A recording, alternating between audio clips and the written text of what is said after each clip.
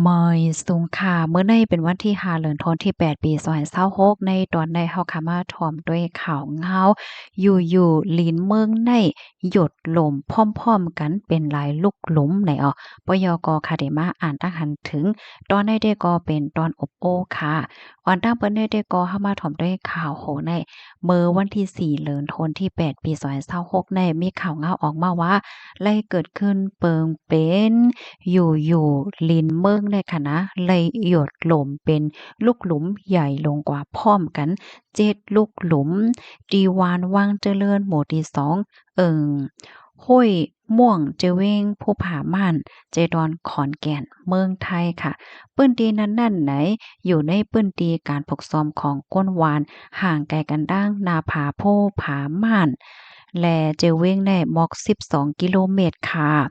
ดอนตาเปิ้นตีแอวแหล่ในได้ก็ยังหลอดเพอยู่ในอ้อลองตั้งไล่หัวยอยมันเป็นเฮอในได้ตั้งฝ่ายภูมิพลพรเขาเดสืบกดทัดกว่าว่าจังไหนค่ะข้อมูลตอนในค่ะเลยเปิงอิงเอามาดีเพกมูลนิธิสภาเตือนภัยพิบัติแห่งชาตินะคะอ๋อฝ่ายปันฟังเพสภาวะนะคะไหลต่างไว้ในอ๋อพี่น้องเฮาค่ะถ่อมข่าวเงาโหนายาหันเถินจังหือพองพี่น้องค่ะว่นว่าจองหลักหลายจองลีโกค่ะส่วนตัวค่ะได้หันถึงว่าลีโกค่ะนะเนาะพี่น้องค่ะด้วยค่ะเหรออยู่ๆเป็นลิ้นเบิ่งในโยดลงก้อยเฮ็ดจังใดอันใดยังกำลีค่ะเนาะมันใจเปิ้นตีอันเฮิรนเยก้นเมืองอยู่อะเพราะว่าเป็นตีเฮิรนเยเนี่ยเตเมินหือเนาะอ๋อค่ะจังหือก็ปันตาหันถึงบ้านไลเนี่ยค่ะตอนใดได้ก็มีจังหนังใดเนาะกำใดค่ะที่ย้อนมาอ่านตาหันถึงพี่น้องเฮาเนี่ยค่ะถ่อมกันอยู่ที่ไรต้องตักกันมาไลเนาะ คาแด้อำยุมค่ะลองมอรู้คายุ่มกามหยานวิทยาแลโตเฮ็ดซบว่าใจแก้มก้อยขาได้เนาะอ้อค่ะหลีเด้ค่ะเนาะเพราะว่าเฮาค่ะมาด้วยภาวะจัดปานเฮาค่ะได้เป็นจังหื้อในนั้นแต่ก็มันก็อยู่ดีไปวนแลลองให้ตั้งสร้างเฮาจังหนังว่าค่ะเนาะค่ะยินจบได้ปานทหารถึงมากค่ะมาทางทหารถึงอันหนึ่งค่ะยองช่วยในอันเป็นที่อยู่หอเจ้าฟ้าเจ้าสวยแตงนั่นหลานว่าสวยหย่องซ้ำมีปลาติ่มเว้งโตนตี้ตีตาโลดไฟเตโล่งกว่าตั้งเมืองมานเนี่ยว่าวันนั้นค่ะเนาะค่ะยินโจมค่ะยินโจมเห็นนำตีเพิ่มเทียมข้อมูลมาเฮ็ดจั่งใดเนาะมาทางทหารถึงอันหนึ่งค่ะถ่อมอยู่ดีเวียงเมืองนายค่ะอ๋อค่ะ เพราะว่าติเว้งเบิ่งนายเนี่ยค่ะใส่หมอหอมโคกใจไล่อันเป็นมันได้มีเสาเนาะเสาหลักเมืองเนี่ยค่ะเพิ่นฮ้องนั่นค่ะนะค่ะเฮาใส่หมอหอมยำกว่าเพียวอยู่ค่ะนั่นนะที่มันเป็นเสาหลักเมืองอันจือสึงใหญ่นั่นนะอ้อมาทางทหารถึงอันหนึ่งค่ะไฟฟ้าหมวดแต่เป็นตั้งพิษคนเมืองลุ่มๆเหย้านอว่ะนั่นเหย้าเนาะเพราะว่าเฮาค่ะมาโดยในโลกลุ่มฟ้าหลงในอะโลยวานไหลเมืองไหลเซ็มว่าค่ะเนาะคนเมือง นั้นก็ผู้ใหญ่ก้นหลงอันว่าในลำลวงแต่ค่ะนะวานเมืองในบางตีในเนาะขึ้นใหญ่ใหญ่สูงก้นวานก้นเมืองก็มีภาวะจัดปานตีนหลีเนาะจ้างเฮ็ดกินหากินเล่งต้องกว่าไหลมาไหลก่อมไหลนานเล็กในค่ะเนาะบางตีในซ้ำก้นเมืองในทบลองตั้งหยาบค่ะเนาะในโลกลมฟ้าลงในเพราะว่าเฮาค้ามาด้วยเมืองที่อันหลีอันขึ้นใหญ่เลยเฮาก็มีเมืองที่อันตุกค่าหรือเฮาก็มีจังหนังวางค่ะเนาะ มาทางทหารถึงอันหนึ่งค่ะไว้ซุงค่ารับถอมปันแห้งอยู่ค่ะไหนเนาะมาเทียงค่ะกำพ่อปัสสาวะในอ่ำใจห้องเขาขาห้องเหี่ยวค่ะเลพินว่านั้นค่ะค่ะยินจมค่ะยินจมค่ะที่เพิ่มเติมข้อมูลมาหน่อยค่ะเนาะอันนี้ก็เป็นข่าวที่อันนี้ตกอกตกใจเนาะมาเทียงค่ะอยู่ที่หมู่เจเสถ่วมปันแห้งอยู่ค่ะ ดีหมูเจแด้ฝนตกค่ะถ่อมอยู่ค่ะค่ะยินจงค่ะว่าเที่ยงค่ะไม่ทรงค่ะเมื่อปานเจ้าฟ้าเฮาโอ้เปิงอะมีซึกสือนั่นเตเปียวกาหือเนาะหลีเสหลายแต่ยาวอะนั่นยาวค่ะเพราะว่าเฮาค่ะมาเลพินโดยคืนปืนวันหลังไหนก็เนาะ นั่นแหยวค่ะมาทางทหารถึงอันหนึ่งค่ะป้อเอาขี้เปิ้นมาลงก็มันเหมือนโพลักนั่นเยาย่าหมายแหลงก็เหมือนจึงหนังย่าตำหนวดแจ๊ดนั่นเยาล้อว่ะ ออกค่ะใจเต้ยอค่ะเนาะเพราะว่าเฮาค่ะมาลาดเกี่ยวกับโดยรวงได้ค่ะเนาะมังจื้อไหนก็เตฮู้เย้าค่ะเนาะมังจื้อไหนเตอำไปฮู้หือกลมฮู้ไหนค่ะนะลวงตีอันกว่าลักหลุดเอาคลิปเปิ้นเหี่ยวก็มาลงที่ข้องตัวเจ้าเก่าในก็ยังตึกมีอยู่ค่ะนะเหมือนจังหนังเมื่อว่านมื้อซื่นในข้าวใส่หมอหอมยังตึกคันอยู่นะพี่น้อง อันแน่ก็เอาคลิปใส่หมอหอมได้แหละกว่าโล่งอะข้าวก็ซัมบ่โฮได้เลยลัดจึงหือเอาเนาะเอ๊ยตึกมีอยู่หั้นได้แค่นั้นเนาะหลายก็อยู่นะบางก็ได้ส่งข้อความกว่าเหย้าในเขาก็ขึ้นเขาบางก็ได้ส่งข้อความกว่าจู้เขาก็ย้อนน้อมค่ะเนาะว่าย้อนน้อมค่ะจังไหนก็มีบางก็ได้ส่งข้อความกว่าเหย้าเหเขาขึ้นหมวดก็มี มังจื้อในตักกว่าเย่าเฮในโซนค่ะนะโซนโฮม5เฮเนี่ยก็มีมังจื้อในลาดกว่าเย่าก็เอ่อยังตึกเฮ็ดอยู่จังไหนก็มีค่ะนี่บางป้องบางไรเข้ามาวนด้วยเนี่ยเขาก็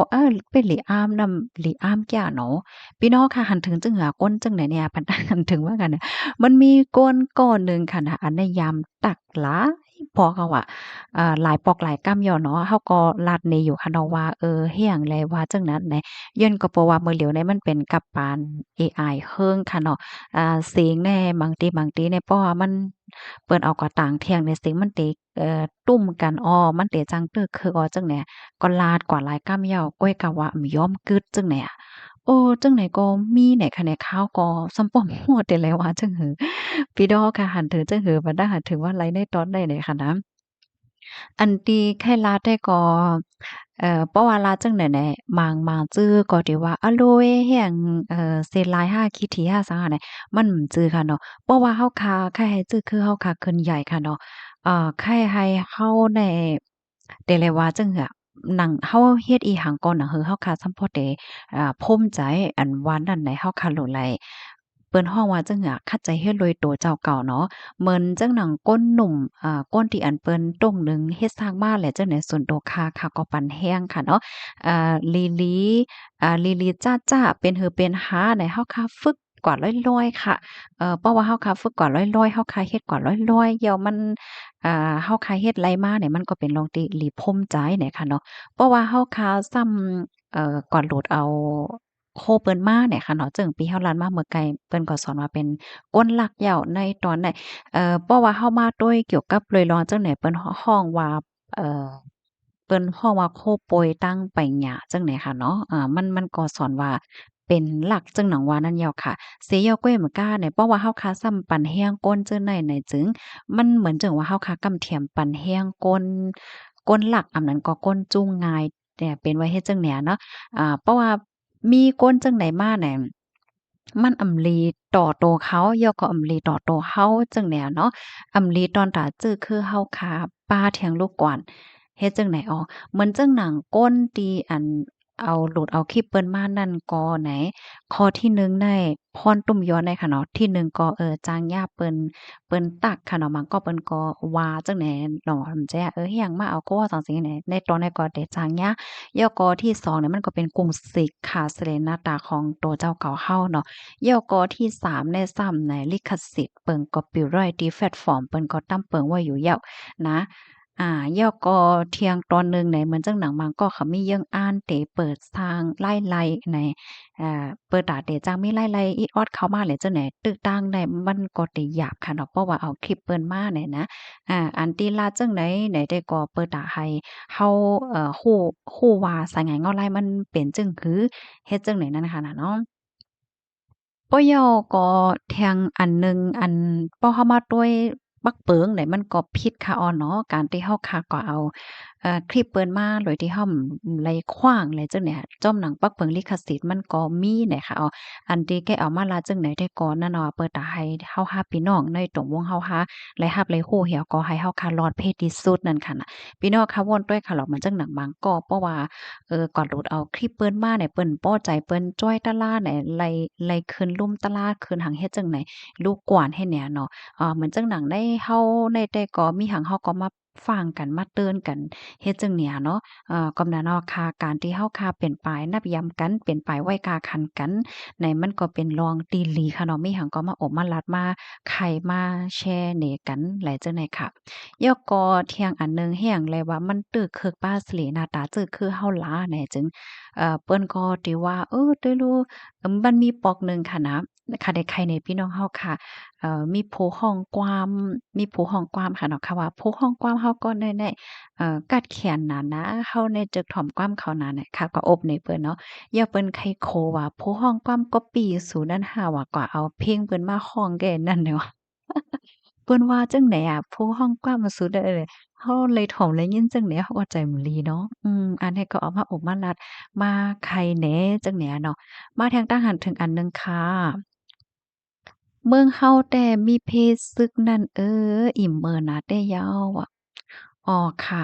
เพราะว่าเฮามาตุยเมืองเฮาเนี่ยก็ซึกในก็หนำแต่เนาะมีเป็นหลายจุ่มกว่าหัวว่าได้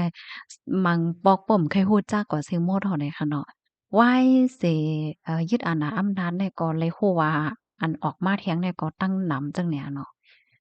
กำแน่เพราะว่ามาลาดเกี่ยวเลยลองขวานค่ะเนาะค่าไรหันพี่น้องเฮาขาหมาเจอค่ะเนาะว่าเพราะว่าเฮาคาปอกอยู่ขึ้นเมืองเฮาในอันไม้ใจในที่ก็เป็นรองขวานว่าค่าก็เมื่อปองหนึ่งได้เหมือนทางขยามถามก้นเมืองเฮาเนาะว่าเปิ้นใส่ขวานจึงหื้อไหนเปิ้นก็ลาดว่าเพราะว่าเฮาเปิดเสียงเปิดร้านมีป้ายมักมีแต้มตับโลดใส่ขวานนะไหนเปิ้นว่าจั่งใดวะ ก้วยกะว่าเหมือนบางทีซะเหมือนได้ยินว่าเป็นก้นเฮิรนยู่ๆก็เลยใส่ขวานเฮ็ดให้ว่าอันใดค่ะก็บ่ฮู้อีหลีเนาะผู้ใดไผฮู้ก็เพิ่มเติมข้อมูลมาหลายขนาดในตอนได้ได้ยินโจมได้แต่ค่ะมาเที่ยงข่าวไม่ทรงกลางในถ่อมค่ะอยู่ตาสีขาวค่ะยินโจมแต่ค่ะต้องทักกันมาหลายค่ะนะรับถ่อมปานแห้งอยู่ดีหลายกินข้าวผักสังไหนเนาะ เพราะว่าเฮามาด้วยพะเยินนางขิวได้โอ้มันมีพรหลีนะค่ะนะพี่น้องเฮาค่ะตีในเนี่ยค่ะนะผักเขียวในกากอันเป็นเนื้อไก่จังเนี่ยถูกเนาะบ่เป็นผักเยอะนางเขียวหน่อยได้อะโลกาน่ะผัก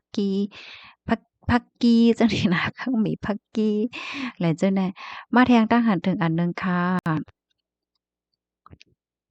หับถอมปันแห้งอยู่ตาเสค่ะ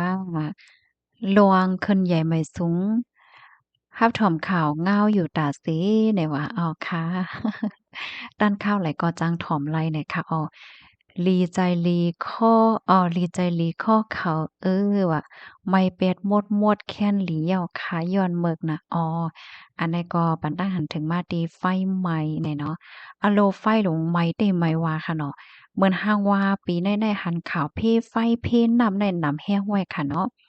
ค่าทอมอยู่ค่ะเอาค่ะเลยเด้อค่ะ พี่น้องเฮาคาเตอันติดตามไว้ที่เฮิรนสีเหลืองแน่ค่ะหันถึงว่ามันก็เป็นลองหลีค่ะเนาะมีหังก็มาอบโอ้กันเหมือนเจิ้งหนังในตอนอบโอ้ในค่ะต่างที่เฮิรนสีเหลืองด้วยค่ะนะต่างที่ได้ค่ะก็ไหลต่างป้าเยี่ยวก็ต่างที่ก็มันมีตอนอบโอ้จังไหนค่ะเนาะมีที่เฮิรนสีเหลืองในก้อยที่อันคาอ่านตั้งหันถึงพี่น้องเฮาคาสิปยก็มาอบโอ้จังเนี่ยเนาะ ตีนอค่ะวางเจ้อเดว่าโอ้ยเหี่ยวใส่ผมอ่านคอมเมนต์เลยค่ะเนาะตั้งเฮือนสีฟ้าเฮือนสีหลำเจ้าในค่ะเต็มป้อด้วยกาหือเนาะอันนี้ล่ะซื่อๆนะเพราะว่าเป็นตั้งเฮือนสีเหลืองได้ค่ะก็เดอ่านตาหันถึงพี่น้องค่ะจอมตาเสจังได๋เนาะมาเที่ยงค่ะก้นเมอเหลียวในพาก้นหลีแต่หยาบอยู่ก้นเมอเหลียวล่อผ้าใหญ่ต้อซ่าใหญ่หม้อห่าใหญ่ก็เปิ้นนั่นแลมีน้ำใจหลีเฮ็ดไหลกูเมี้ยวเหมือนตั้งใจก้นเหยาะลูกอ่อนเล็กก็ลอดเพก้นหลีก็ลอดเพในเมืองก้นในหยาบเต้ยาวไหนคะว่า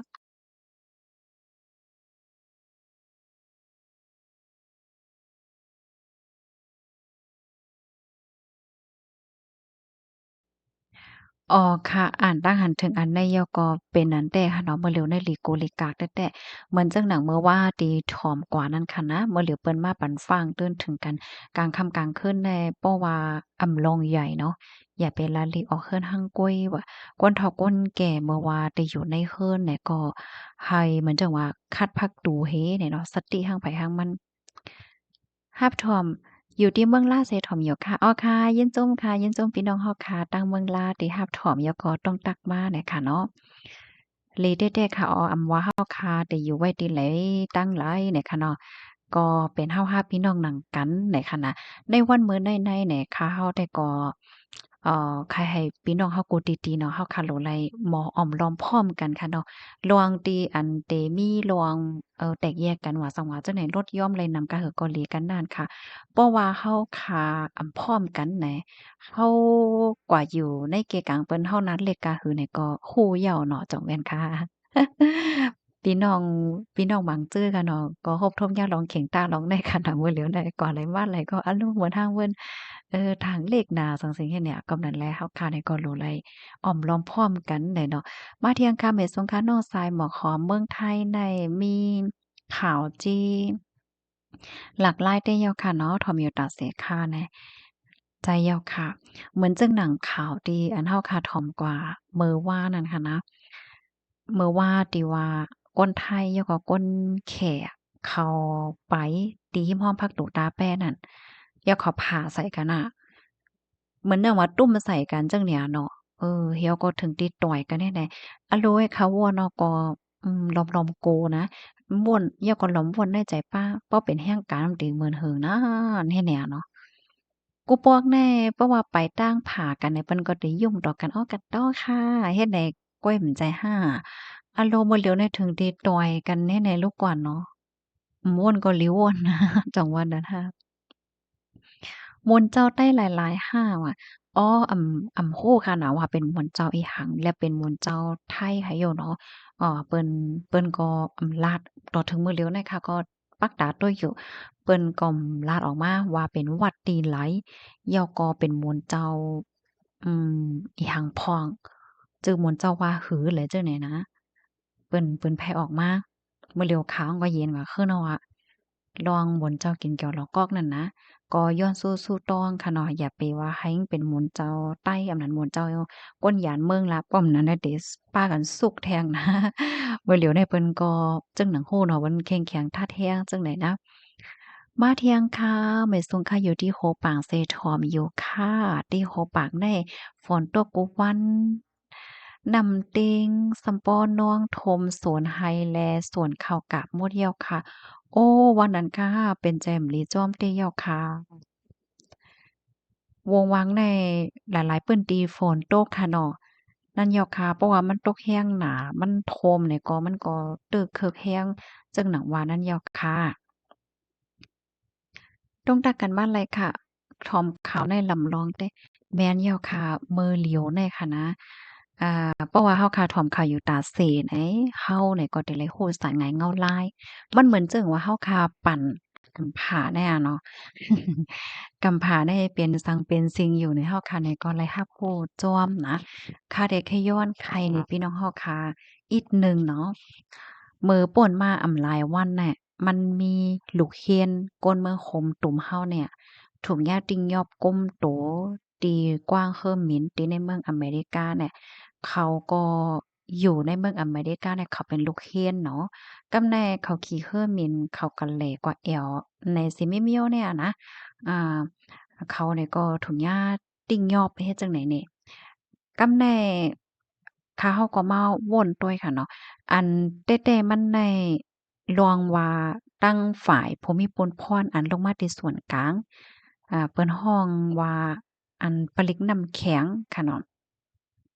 แห้งและฮ้องว่าปะเล็กน้ำแข็งไหนโตปอดแน่มันลงมาติมันติมีโตอ้ายย่อก็โต4เนาะย่อก็โตอีเฮ็ดเนี่ยก้อยก็ว่าเปิ้นก็ไข่ตอกไข่ฮ้องจังนั้นกำสือเปิ้นก็ใจ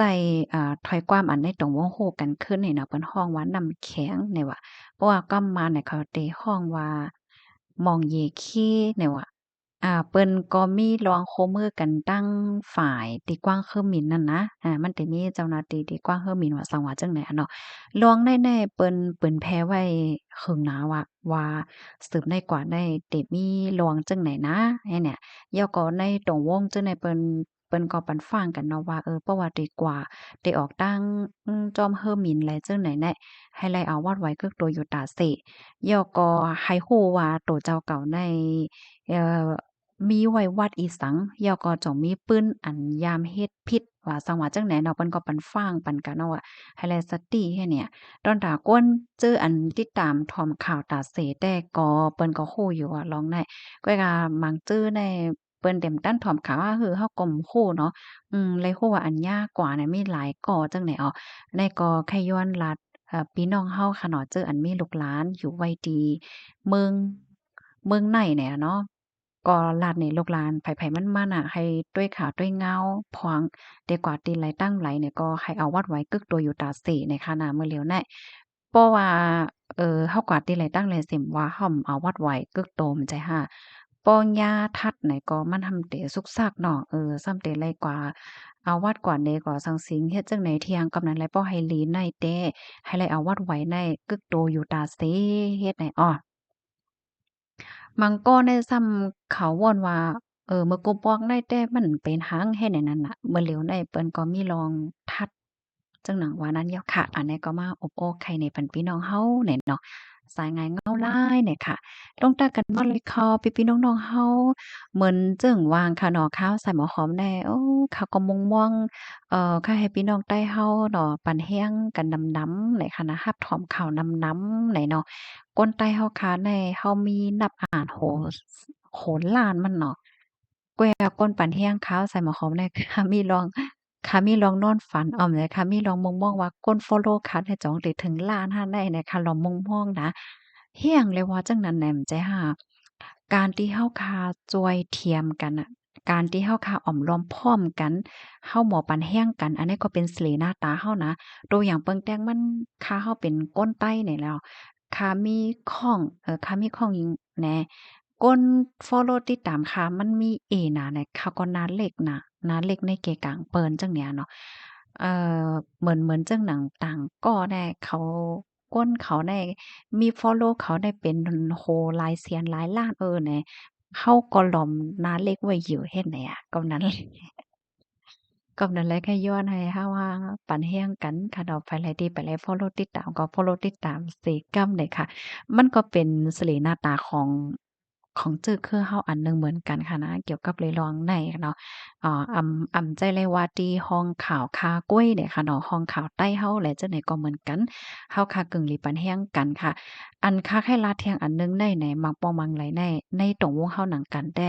เฮาโหลหมอกำเทียมกันแล้วก็กอกสานกันปั่นแห้งกันตึดใต้กันจุงกันจันกันคืนใหญ่เนาะเฮาอย่าไปมาแข่งกันขึ้นอย่าไปมาผิดกันขึ้นอย่าไปมาขี้เก้กันขึ้นเนาะพี่น้องเนาะก็เปอว่าเฮาโหลดด้วยเปิ้นค่ะนะพี่น้องคัดด้วยเหรอมื้อเหลียวในเปิ้นปอกว่าถึงตีนไหลเหย้าจังเนี้ยเนาะเหมือนจังหนังเพราะว่าเฮาเฮ็ดข่าวตัวเลยลอง ฝ่ายนอกเมืองเนี่ยก็หนังหือมันบ่ได้คืดดันที่สุดเนี่ยเขาก็คัดใจเนาะเหมือนจั่งเราโฟกัสเรื่องอีหังเนี่ยก็ให้มันบ่อย่างในที่สุดเนาะจ้อมหนังที่ปองเป็นไร่เนี่ยมันเต็ดอีหลีค่ะเนาะก็เปอว่ามื้อเหลียวได้อันที่เหมือนจั่งว่าพี่น้องต่างคือต่างหังเนี่ยเพิ่นก็คัดใจแรงหนาจั่งเนี้ยเนาะเพราะว่าเฮาหาซ้ำกึกตึกว่าบ่แม่นกันอำนั้นก็อย่างในกันหั่งก้วยเนี่ยเฮาได้ตกลื่นเปิ้นก็ติ๊กๆค่ะเนาะ เหมือนจังหนังค่ะเฮาแต่ก็เหมือนหนังที่ใกล้รัดมากค่ะเนาะการการสื่อการทางเฮาก็เหมือนกันเนาะเฮาก็โลกปกป้องให้มันเต้อเฮิงๆขึ้นใหญ่เนาะป้อมนั้นเฮาแต่ละนัดเลยค่ะจังหวะนั้นน่ะพี่น้องเฮาค่ะว่าเฮาก็คย่องด้วยแหละเพจข่าวพี่น้องต่างคือเขาบางติเนี่ยอะโลเพราะว่าก้นตุ้ยก้นแหนงในเปิ้นนำน่ะมาตุ้ยข่าวใต้เฮาห่ำป้อนนำแหนเฮาก็น่าเล่งก่อนนะ มาแทงค่ะมาแทงตั้งหันถึงอันหนึ่งปีเฮาค่ะแต้มมาไข่ไรเจเมืองก้วยไข่อบไต้ไข่อบมานก้วยไหนนอใจอยู่ค่ะเหมือนเขาวอนแต่จุ่มซึกไต้ปอดห้องแต่เฮ็ดหือลาดก็ อยู่ว่าซึกใดปอดจานแต่เฮ็ดหือลาดก็อำไลว่าเสียงกลางใจก้นเมืองแต่เต็กเต็งเอากอไลว่าเสียงกลางใจปะติใต้แลสังฆาใต้แด่โหลก็เป็นพ้องมาอาลาเป้ปนในสภาแลเป็นป้าหลวงปองจึงเขาเตวนหนังไหนคาโยอะอ้อค่ะสายงานเงาไล่เตเป็นหือเฮาค่ะก็สืบไปด้วยกว่าค่ะเนาะมือเหลียวได้ค่ะนะสายงานเงาไล่เมื่อห่มตุ่มในเปิ้นก็ปักตาต้วยเด้ๆค่ะเฮาค่ะก็หลงปักตาไปด้วย ยอก็โหลหมอแก้วจ้อมโหลหมอเอาจ้อมเงาลายจั่งหนังว่านั้นยอเนาะมาเที่ยงค่ะไฟไหม้อาพี่เฮาค่ะเตรียมมาไม้ป้าโหสีกอหลีว่ะ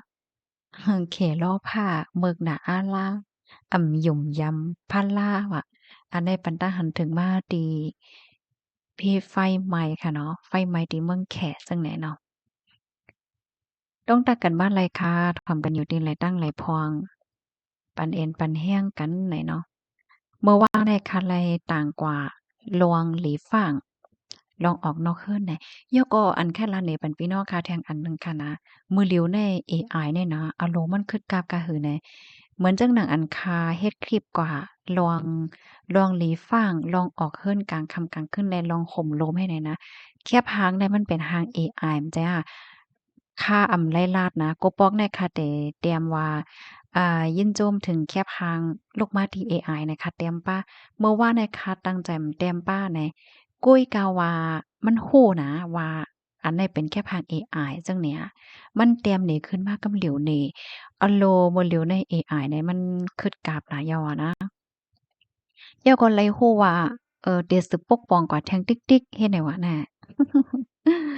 ลีโกเลยลีฟางแต่เขาใจออกฟังสติกันหั้งไผหั้งมันค่ะนะอำว่าได้อยู่ไว้ดีเมืองใต้ก็แลสังเมืองไทยก็ย่อติหลายก็ย่อค่ะ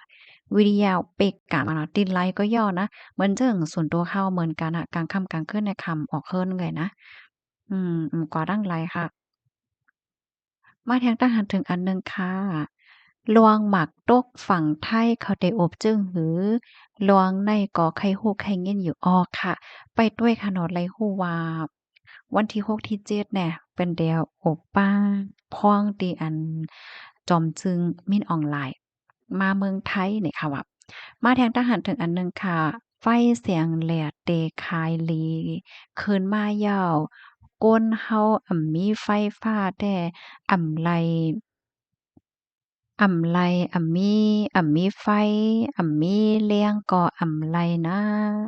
ไลค่ะเนาะเหมือนหนังว่ามานั่นเหี่ยวค่ะเนี่ยเนาะอ๋อค่ะเพราะว่าเฮาค่ะมาด้วยไฟเสียงแหลกในมันก็หลีสวนใจเนาะพี่น้องเนาะอันค่ะหันเหมือนเจิ่งว่าเพราะว่าเฮือนเฮาค่ะตัวอย่างมันเนาะเฮือนหลังหนึ่งมีไว้อยู่ที่ไหนจังเนี่ยเพราะว่าใช้จ่ายไฟฟ้าในเปิ้นก็เอาเสียงแหลกไฟเสียงแหลกในมาตับที่เฮิรนโตเจ้าเก่าให้เนี่ยเนาะอันนี้ก็รีโซนใจอยู่นะค่ะเฮาม่วนในใจก้อยน้อยก้อยหนักค่ะก็บ่ฮู้ลองมันหลีหลี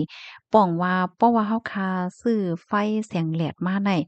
มันจางใจตื้อไรกลุ่มทนอยู่ค่ะเนาะเหมือนจั่งว่าเฮิรนหลังหนึ่งก็เตมีตู้เย็นเนาะเตมีไฟอิหยังแทงเนี่ยอันต้วยทีวีแล้วก็ช่วงแรงโฟนกลางคืนมาก็เปิดไฟเฮ็ดเนี่ย มันจังใจกลุ่มทนอยู่ห้าผู้ไหลภายใจแล้วก็มีตัวทบพองไข่ในไล่เนี่ยค่ะนะเขาวนว่าเพราะว่ามันจังใจในกลุ่มทนเนี่ยมันก็ย่ออยู่ห้างมันเนาะมันก็หลีอยู่ห้างมันน่ะโดยที่โหลไล่ต่อสายไฟอิหยังเนาะใจไฟแสงแหลกแท้แหละนะค่ะมาเที่ยงตั้งหันถึงอันหนึ่งค่ะกำไรค่ะได้มาอ่านตั้งหันถึงในตอนที่ตอนอบโอ้นนั่นเนาะตั้งหันถึงที่อำไปไล่อ่านตั้งหันถึงอันอำไปไล่อ่านในมีว่าคำปานเก่าแลปานใหม่นั่นมันกว่ากันนำนักมันอิดหนึ่งค่ะหันมันแต่อันเดียวกันกล้วยค่ะมันง่ายเหมือนหวาดไทยแล แยบเมืองเฮากล้วยค่ะ อ๋อวันนั้นเนาะโอ้ยินจมหนำๆตีลาดนี้มากค่ะนะก็ลาเลยลองข้ามแหน่มื้อกูปอกแน่ตัดได้ซื้อเนี่ยได้ก็เหมือนทางว่าปอกไก่โตกะหือเนาะมื้อกูปอกแน่พี่น้องแห่งการเฮานะเปิ้นเฮ็ดการเนาะเปิ้นก็เก็บหอมรอมริบเปิ้นก็ซื้อข้ามให้เปิ้นเลกันนะก้อยกามาเหลียวในค่ำในอะโลกาได้กาว่าเนาะมาเที่ยงคาก้นหลงแขเตลาดเที่ยงจึงหือป้อหันจึงไหนเนี่ยนะอันนี้ก็สืบไปด้วยค่ะเนาะมันมี2รองเอาค่ะนะมือตีเก้งใหม่เฮยาวก็ตีกว้างเฮอหมินเหมือนในมีเทียงตีกว้างเฮอหมินนะกำมาที่เอามาเปิ้นแผ่บันพี่น้องค่ะเนี่ยค่ะเนาะอันนี้ก็เป็นปัญหาปฏิฆาเทียงยาวอะวงกลางแขได้เป็นเศร้าก่อค่ะนะก้นแขเนี่ยเนาะมาเทียงคาก้นว่นเตเตรียม ก้นว่วนเตเตรียมจึงอยู่ว่นไหลจึงไหนจึงมันก็อ่อ่องหนาไหลว่ะอ้อค่ะอืมยินโจมค่ะเดี๋ยวเพิ่มเติมมาเนาะมาเที่ยงค่ะรับลวงอันหลีฟางได้ฟางอยู่ฟางกินแม่นแล้วครับเพราะว่าเฮาคามาถ่วมบางป้อมบางแล้วหันเปิ้นเฮาหันเปิ้นฟางเนี่ยเฮาก็ตกใจน่ะอันเต้มันแหน มันก็จะเรียกว่าเป็นโรคที่ LEGO ซังค่ะเนาะการที่เฮาคาฟังอยู่ฟังกินสติวิทยาไหนมันก็สิเฮ็ดให้ตัวเฮาคานั้นหลอดเพกเว้ได้เนาะรับถอมปันแห้งอยู่ค่ะมาแทงตั้งหันถึงอันหนึ่ง